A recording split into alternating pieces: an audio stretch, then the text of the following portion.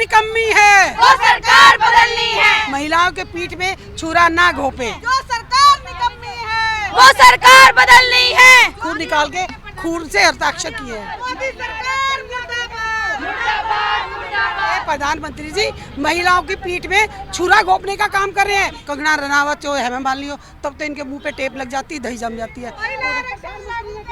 आज करो, अभी करो।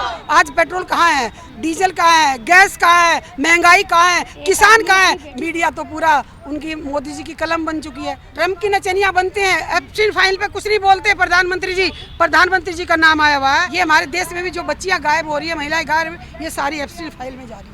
10,000 दे के क्या खरीद लिया उन्होंने महिलाओं को। इस देश का हर नागरिक उतना ही गरीब हो जितने मोदी जी हैं।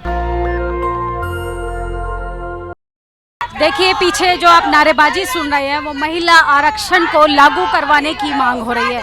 और सोचिए पीछे यहाँ पर आज पोस्ट कार्ड ले मोदी जी को लेटर के जरिए मैसेज देना चाहिए। और तमाम महिलाएं कह रही हैं साडा हक एथेरक, इनसे बातचीत करेंगे कि आखिर महिला जो है मोदी से क्यों नाराज है। क्या कह रही है मैम, आप अभी जंतर मंतर थे, फिर आप पोस्ट कार्ड लेके मोदी जी को कह रहे हैं मोदी सरकार निकम्मी सरकार है। देखिए मैंने खून निकाल के खून से हस्ताक्षर किए हैं कि सरकार, सत्ता में बैठी सरकार जाग जाए, महिलाओं को गुमराह ना करे, महिलाओं के पीठ में छुरा ना घोपे। 20 सितंबर 2023 को राज्यसभा में, 21 सितंबर 2023 को राज्यसभा में, लोकसभा में, उसके बाद प्रधानमंत्री जी ने अपने कार्यालय से 22 सितंबर 2023 को, 28 सितंबर 2023 को राष्ट्रपति जी ने इसको कानून बनाकर, विधेयक बनाकर कानून बना दिया।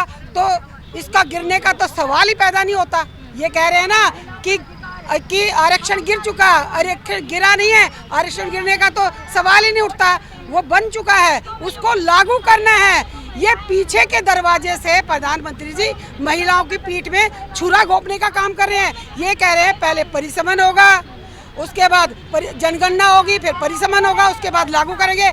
2027 भी निकल जाएगा, 28 भी निकल जाएगा, 29 भी निकल जाएगा, 29 के बाद ये लागू करेंगे, 34 में लागू होगा। तब किसकी सरकार होगी, क्या होगी, पता नहीं।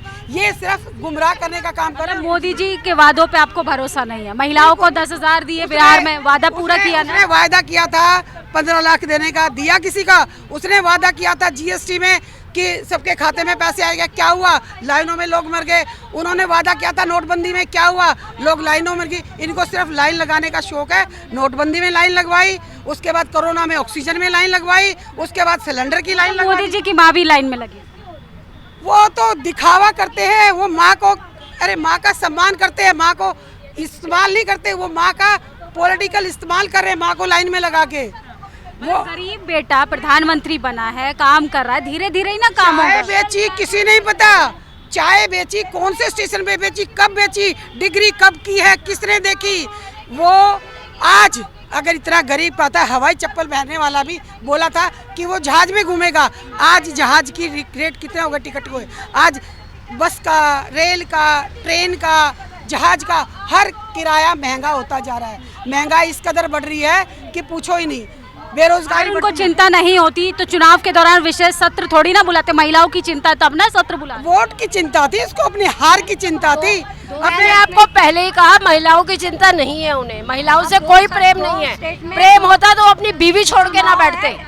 तो पर्सनल हो गया। माँ को दिखाना एक इमोशनल ब्लैकमेल है। मैडम 2 स्टेट में चुनाव है, वो चुनाव उनको जीतने की चिंता है, इसीलिए ये महिला आरक्षण बिल अब लाया गया।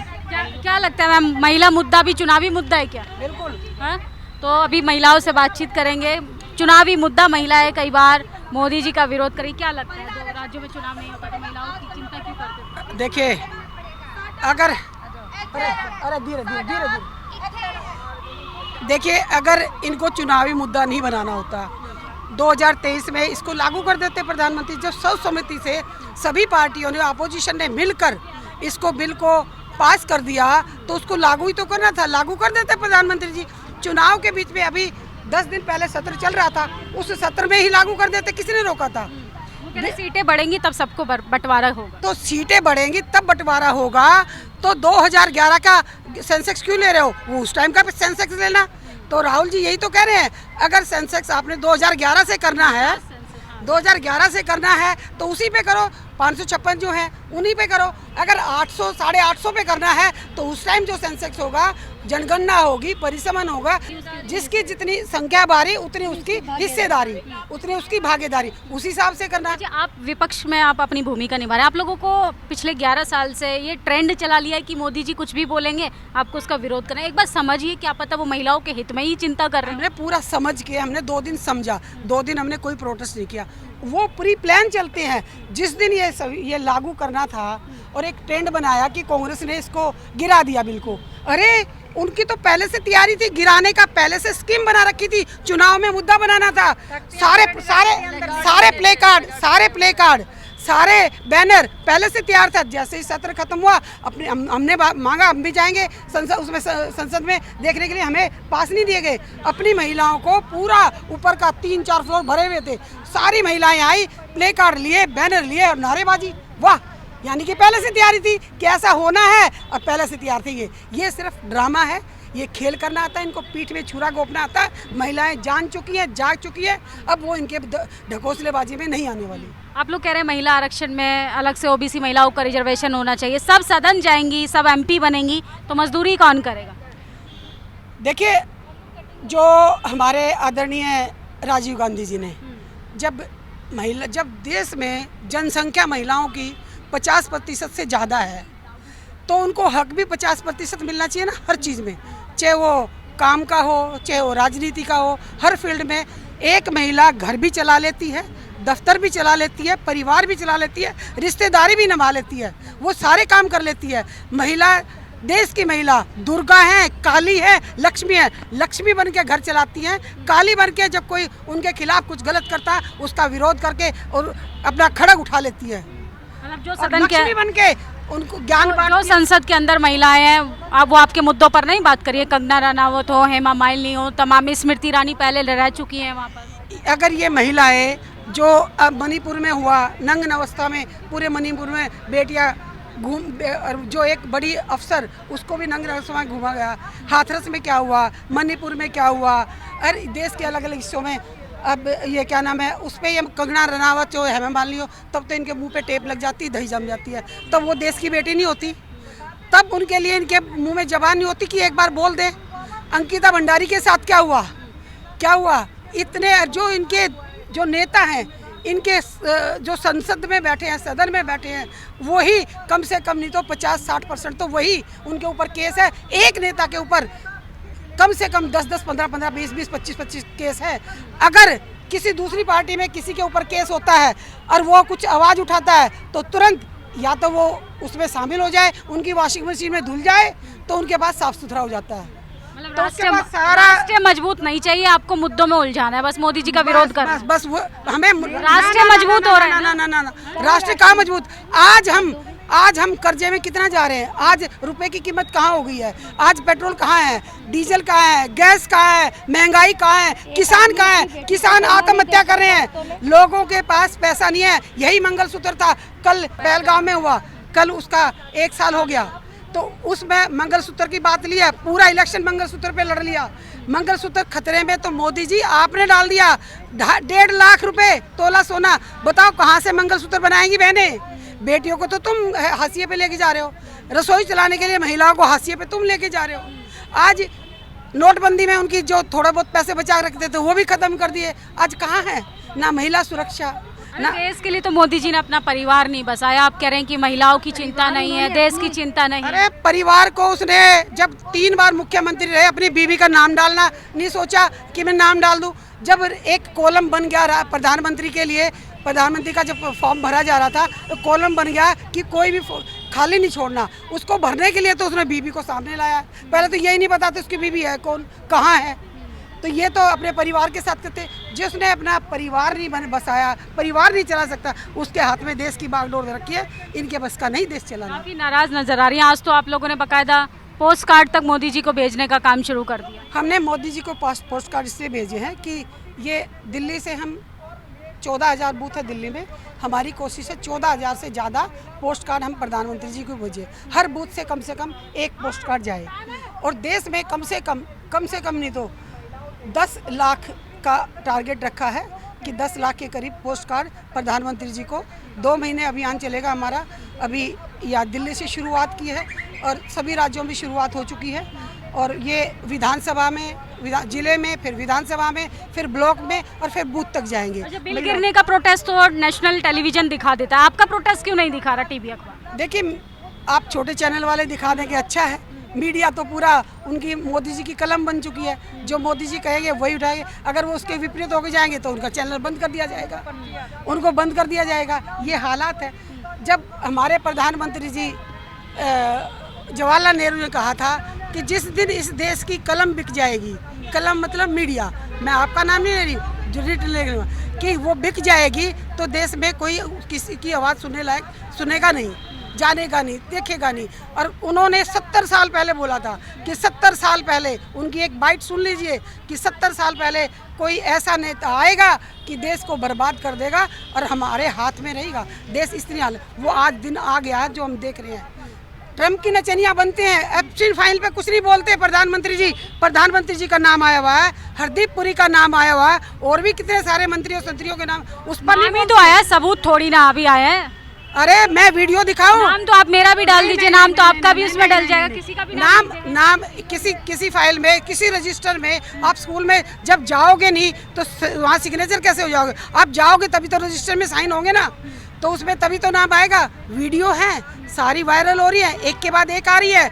खुद हरदीप पुरी ने कहा कि 3-4 बार मैं मिला हूँ, 3-4 बार मिला। किससे मिला? ऐसे खूंखार एप्स्टीन से मिले हो, जिसने बेटियों के मांस को खाता है, जिसके छोटी छोटी बच्चियों के उनको बेच के, जो मैं तो कह रही, जो ये हमारे देश में भी जो बच्चियां गायब हो रही है, महिलाएं गायब, ये सारी एप्स्टीन फाइल में जा रही है। ये मैं आरोप लगाती हूँ सत्ता में बैठी सरकार पर, आरोप लगाती हूँ, 1 बार नहीं, 2 बार नहीं, 3 बार, 10 बार आरोप लगाती हूँ कि ये जो देश में बेटियां गायब हो रही है, कहीं ना कहीं ये सरकार। मोदी जी से डर नहीं लग रहा? एजेंसियों से डर नहीं लगता? मुझे किसी से डर नहीं लगता।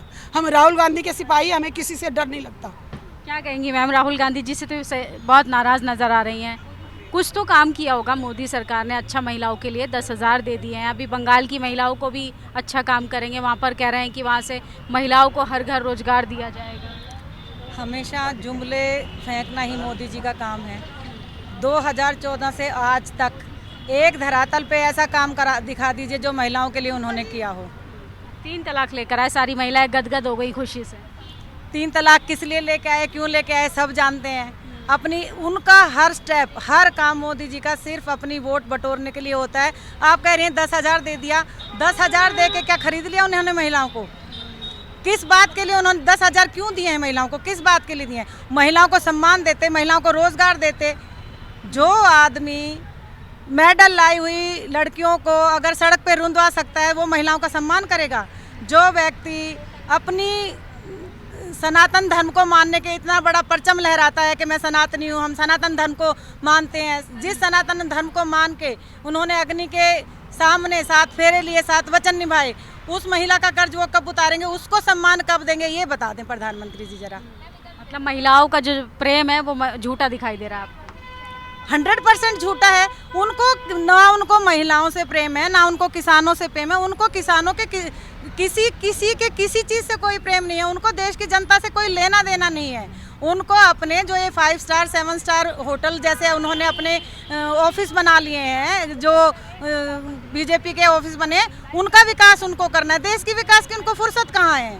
अपने ऑफिसों में विकास कहीं तो हो रहा होगा। अगर आपको महिलाओं का विकास नहीं दिख रहा, किसानों का विकास नहीं दिख रहा, किसका विकास कर रहे हैं? 11 साल से दिन रात मेहनत कर रहे हैं, 18-18 घंटे काम कर रहे हैं, कहीं तो मेहनत कर रहे हैं। कितना बड़ा आपने मजाक कर दिया, 18 घंटे काम कर रहे हैं। क्या देश का नाम जो संबोधन प्रधानमंत्री ने किया, वो देश को संबोधित करना था?